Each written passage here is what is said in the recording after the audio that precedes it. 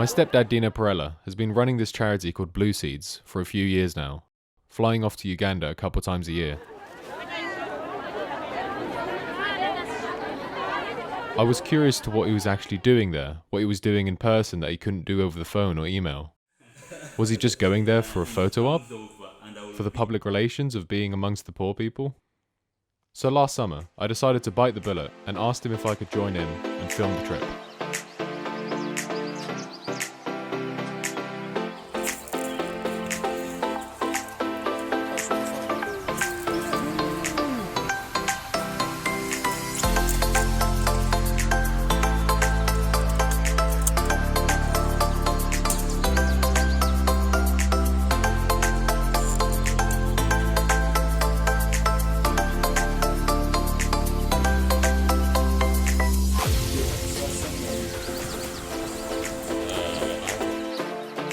Are you ready?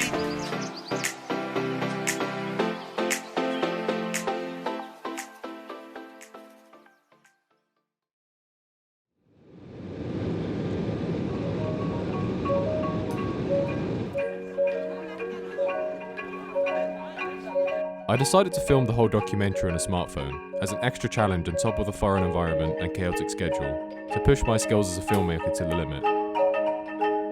So I'll be following Dino around and documenting every day of his 10 days in Uganda. As I want to observe what he does when I'm not there, I'll be interfering as little as possible, acting as a fly on the wall.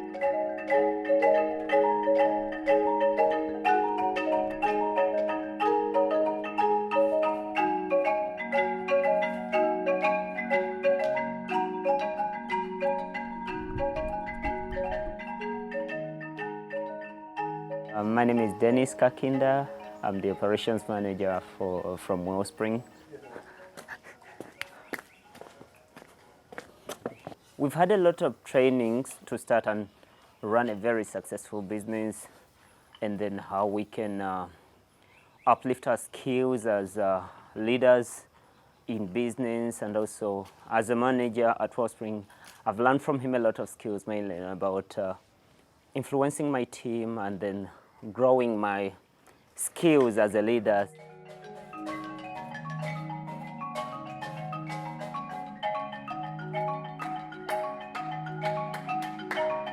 Many families get what to eat, and we've seen many families send their children to school through the support and the kickstart he gives to do business. And we've seen multiple businesses turn, because normally in Uganda a lot of businesses fail and a lot of people can't. With the input from Dignity and Hope, Bluseeds, we've really seen a lot of businesses turn, and it's transforming lives.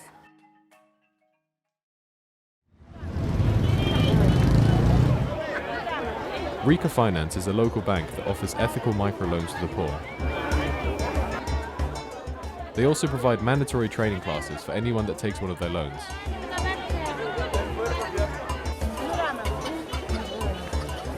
Bluseeds is partnering with Rika to help even the poorest Ugandans get one of these loans that could help boost their business. I'm Kathy Mbabazi. I'm the Managing Director of Rika Microfinance.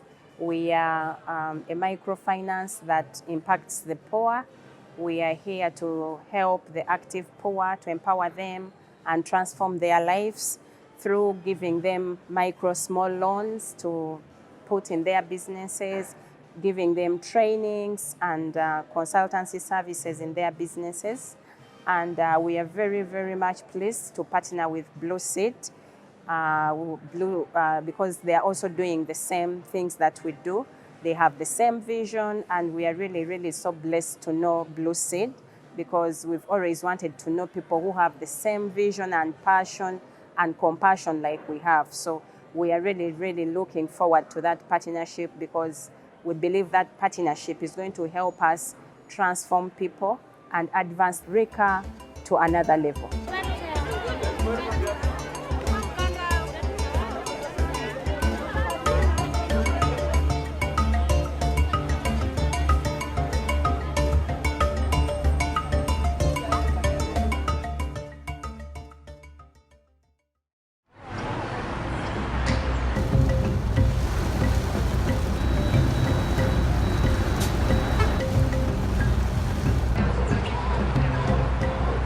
You don't. When you're home. That's why Well, here she comes. The queen is coming. I was across the road. Hey. When I was coming, you start the canal. Oh, I didn't see you. How are you? Nice to meet you. Hi. How are you doing? I'm okay. Yeah? Dignity and hope. Njagala nnyo ngirowoozaako nnyo lwa nsonga yannyamba okutandikawo bizinensi nali sirina bizinensi nga sirina mulimu gwe nkola ne ntandika bizinensi yange ne ntandika okukola cakes era nange nasobola okuwaayo omuntu omulala asobole naye okulinnya ku ddaala nga nange we. So, am I your friend? Yeah, you are my Okay, friend. good. I'm happy to hear. Don't eat the... Omusajja mulungi afaayo eri abantu alina enkolagana n'abantu ayagala nnyo bizinensi zaabwe asobole okulaba nga naffe tweyongerako mu maaso okusinziira we tubadde era asigala atulambula alabe wa we tutuuse. Thank you so much.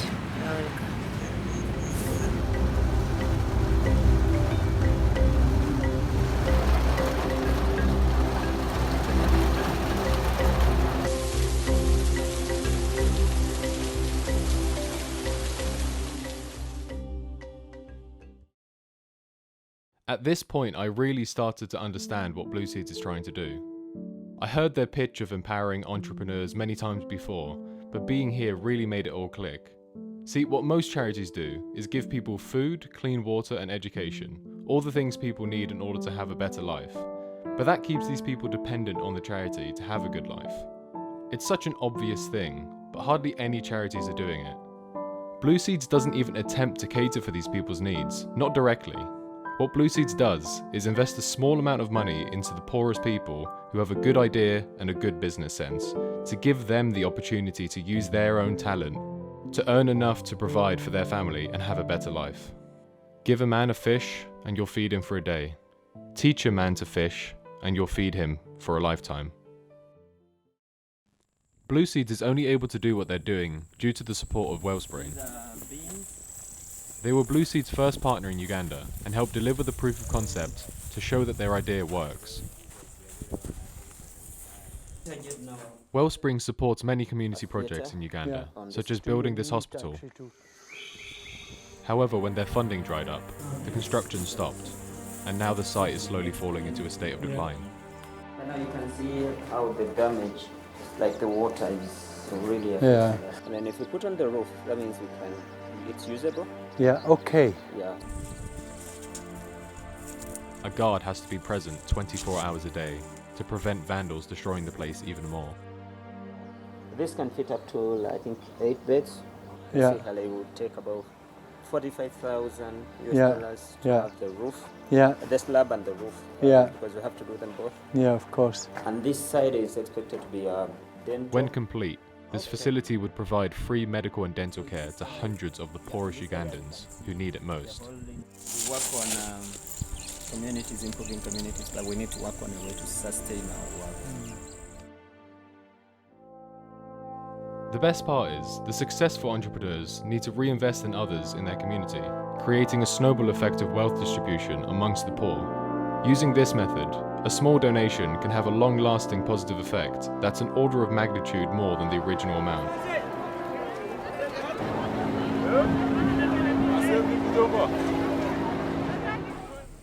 The oversight certainly is not lost. Yeah. With Dennis, myself, Yeah, of course. Isaac is there. Isaac is there. Yeah, of course. Blueseeds' entire staff also works on a voluntary basis, meaning that literally 100% of donations go directly to the people who need it.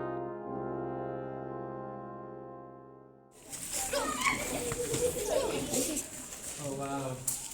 But you did exactly the same like in the other room. Well, my name is Fred Injuya. I am the chairman of the Pastors Fellowship in Bulgaria. Your name? This is a school that began this year called Gracom Educational Center. But they are starting today, the children? We are working in this community for the last 5-10 years It's one of the slums that we decided to come to. Dino came with Blueseeds, and he's been able to work with the community and the active poor in the community. And one of them is Naomi. Naomi is such a wonderful lady. She's very active and enterprising. Of course, when she got some funding to kickstart her in the Blueseeds, wow, you can't imagine. She blossomed. I had a small business. They invested me in money. I had to lift my business somewhere. Today we have a lot of encouragement from her, and everyone is looking at her. And guess what? She's one of the leaders in this community. The active poor are beginning, to realize their dreams and then take their children to school, to support themselves.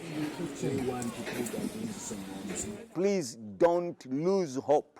Something is boiling right in Uganda here. I want to thank you, Dino, and I want to thank the committee and the partners that are working with Dino and Blueseeds. And we know that after 5 or 10 years, this community is going to change. And then finally, we transform the community. Oh my goodness. So come on, just have a look at this school here where we're teaching the children. We want to touch their lives and then transform the community. And we're ready to work with you. Uganda is such a fertile ground for you guys to sow your seeds and to work with, and very receptive, and we like visitors. And when you get here, you're gonna eat Ugandan food. God bless you. See you soon. This trip has really changed my perception of the poor. Their lives are so different, but in the same way, the people are the same as you and me. Now that I've seen Dino at work over here in Uganda, I now understand why it's essential for him to be here in person to organise all these partnerships and projects. I have to admit, at first I did have the preconception that Dino was a white saviour, that he feels superior to these people and gives handouts to them to make himself feel better.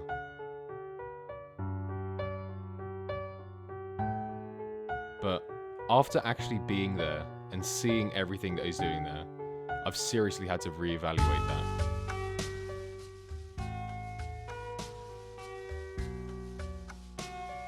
The colour of his skin doesn't matter. This is just a man who wants to help people in need and gives up so much of his life to do it.